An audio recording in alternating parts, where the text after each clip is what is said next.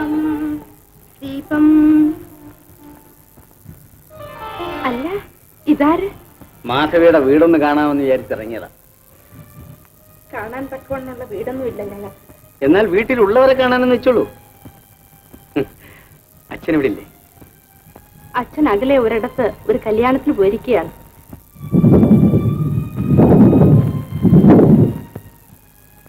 മഴ തുള്ളിയിരുന്നല്ലോ, ആത്തോട്ട് കയറി ഇരുന്നാട്ടെ. ഓ സാരമില്ല, മഴ വരുന്നതിന് മുമ്പ് ഞാൻ പോട്ടെ മാധവി. ഇനി ഒരു ദിവസം അച്ഛനുള്ളപ്പോ വരാം. ഈ പാവപ്പെട്ടവരുടെ വീട്ടിൽ അല്പം ഒന്ന് കയറിയിരുന്നു എന്ന് വെച്ച് മാനമൊന്നും ഇടിഞ്ഞു വിടാൻ പോകുന്നില്ല. ഞാൻ തോറ്റു. ശരി, നടക്കും.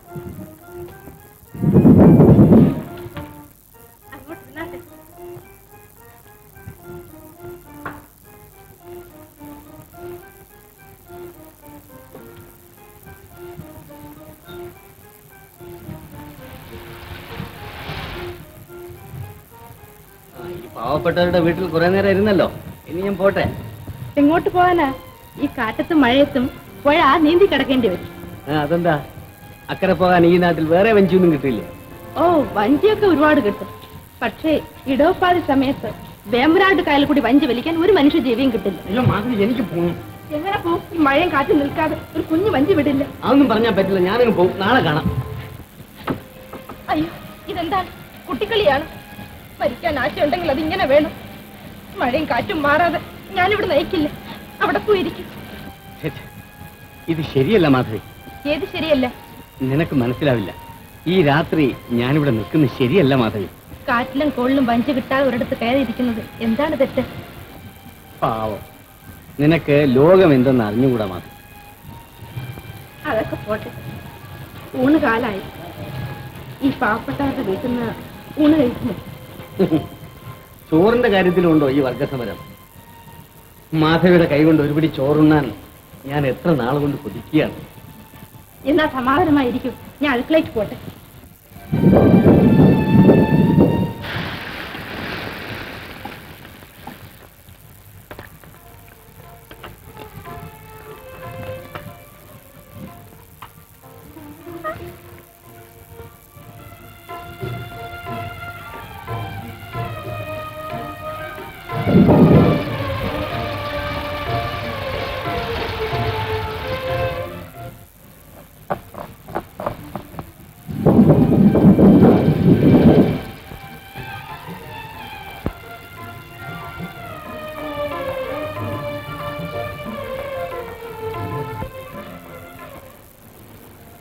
ഊണ് വളരെ മോശമായിരിക്കും. മോശം, വളരെ മോശം. 2 പ്രാവശ്യം ചോറ് വാങ്ങിക്കഴിഞ്ഞു. വളരെ മോശം.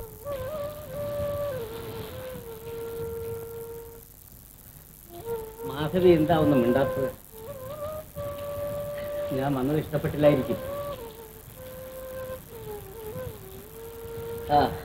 ഞാൻ പോവുകയായിരുന്നു നല്ലത്.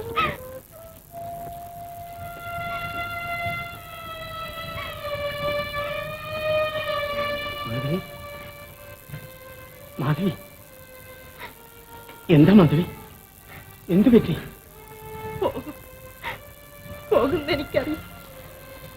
നിങ്ങളൊക്കെ വലിയ ആള്. വരും, പോകും. ഞാൻ മാത്രം. എന്നെപ്പറ്റി അങ്ങനെയാണോ മനസ്സിലാക്കിയത്? ഇല്ല മാധവി, ഒരിക്കലുമില്ല. ഞാൻ എവിടെ പോയാലും എത്ര കാലം ചെന്നാലും നിന്റെ അടുത്ത് തിരിച്ചു വരും. എനിക്ക് നിന്നെ മറക്കാൻ സാധ്യമല്ല മാധവി. ഈ ജന്മത്തെ സാധ്യമല്ല. കരയാതിരിക്കും, കരയാതിരിക്കും, കരയാതിരിക്കും.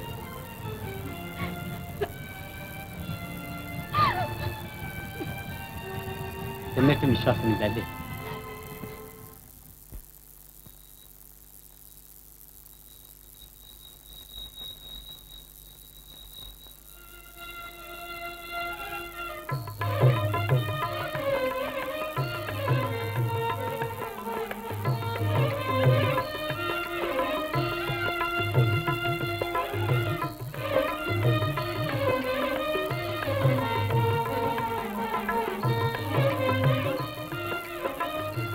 മാധവി,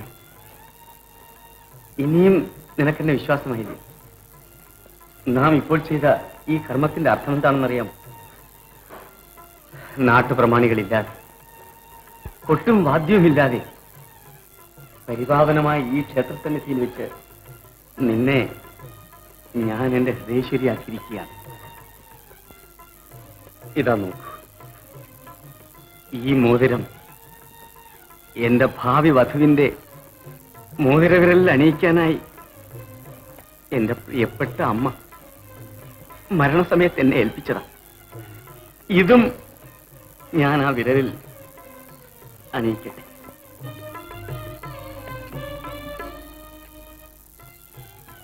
മാധവൻ, നാം ഒരു പ്രധാന തീരുമാനം കൂടി എടുക്കേണ്ടിയിരിക്കുന്നു. മറ്റൊന്നുമല്ല, തൽക്കാലം ഈ വിവാഹബന്ധത്തിന്റെ കാര്യം പരമരഹസ്യമായി സൂക്ഷിക്കാൻ ഞാൻ നിർബന്ധിതനാണ്. കാര്യമെല്ലാം ഞാൻ നിന്നോട് തുറന്നു പറയാം. എന്റെ അച്ഛൻ ഒരു ഹൃദയരോഗിയാണ്. എന്റെ വിവാഹത്തെക്കുറിച്ച് അദ്ദേഹത്തിന് ചില അഭിപ്രായങ്ങളും തീരുമാനങ്ങളും ഒക്കെ ഉണ്ടെന്ന് തോന്നുന്നു.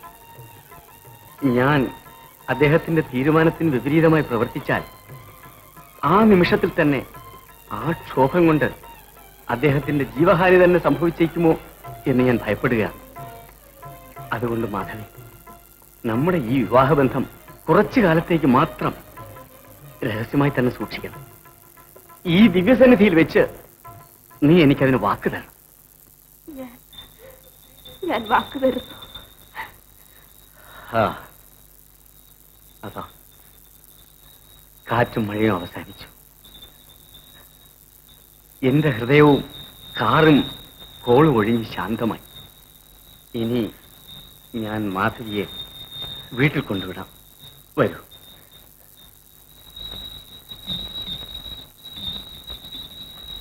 വരൂ.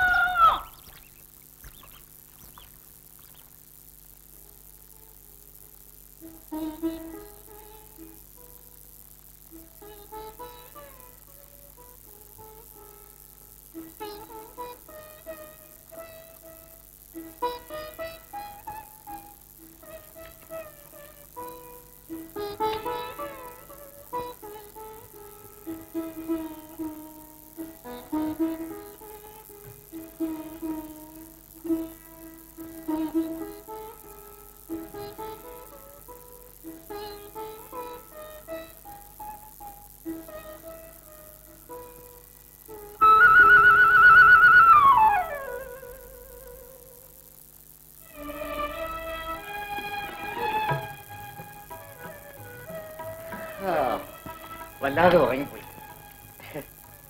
ഇതെന്താ മാധവി, ഇരിക്കൂ. കാണാൻ പാടില്ല. മുല്ലപ്പൂ. എനിക്ക് 2 മുല്ലപ്പൂ തരൂ, കൊണ്ടുപോകാൻ, നിന്റെ ഓർമ്മയ്ക്ക്.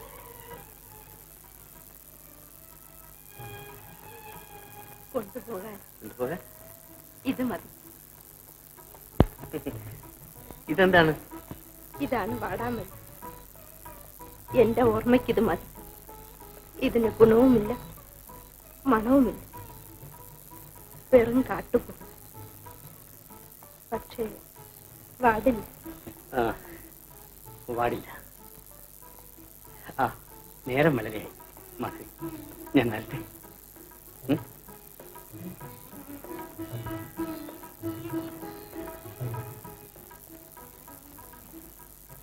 മാധവി,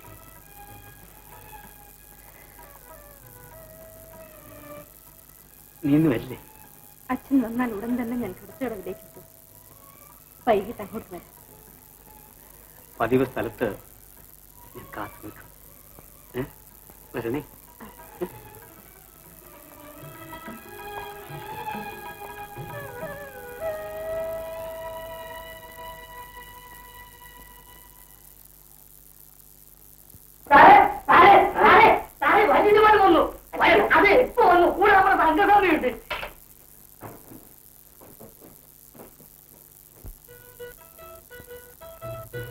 ഏയ് തങ്കമേശ്വരി, വരണം. രാവിലത്തെ ടിഫിൻ കുറച്ച് ഉപ്പാവ് കയ്യിലുണ്ടായിരുന്നു. ദിടീർന്ന് ഇറങ്ങിയപ്പോൾ അത് വെള്ളത്തിൽ വീണുപോയി. അത് എടുക്കാമെന്ന് ഡ്രൈ ചെയ്തുകൊണ്ടിരിക്കുകയാണ്. സാധ്യമല്ല, ഞണ്ടുകൾ ധാരാളം ഉണ്ട്. ഓ, ഇങ്ങനത്തെ ഒരു ആഹാരപ്രിയനുണ്ടോ? ബ്രേക്ക്ഫാസ്റ്റ് വേണമെങ്കിൽ ഞാൻ വേറെ വാങ്ങിത്തരാം. വരണം. Sorry sir, it is already last. നോക്കി നിന്നുകൊണ്ട് വലിയ പ്രയോജനമൊന്നുമില്ല. ഞണ്ടുകൾ വന്ന് തിന്നു തുടങ്ങിയിരിക്കുന്നു. അച്ഛനെന്താ ഇത്ര പെട്ടെന്ന്? Chandra get ready. ഇപ്പോൾ തന്നെ പുറപ്പെടണം.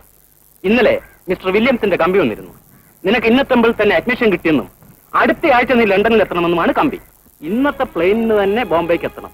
എന്നാലേ ഇതൊക്കെ ഒക്കൂ. നിനക്കെന്താണ് ഒരു ഉത്സാഹമില്ലായ്മ? അറിയാം. നമുക്ക് ഉടനെ പുറപ്പെടണം. നിന്നെ കൈയോടെ കൂട്ടിക്കൊണ്ടു പോകാനായിട്ടാണ് ഞാൻ തന്നെ ഇങ്ങോട്ട് വന്നത്. എന്താ പറയുന്നത്? പെട്ടെന്ന് പെട്ടിയൊക്കെ പാക്ക് ചെയ്യണം. ഞാൻ ഉടനെ തന്നെ പുറപ്പെടണം. വരും.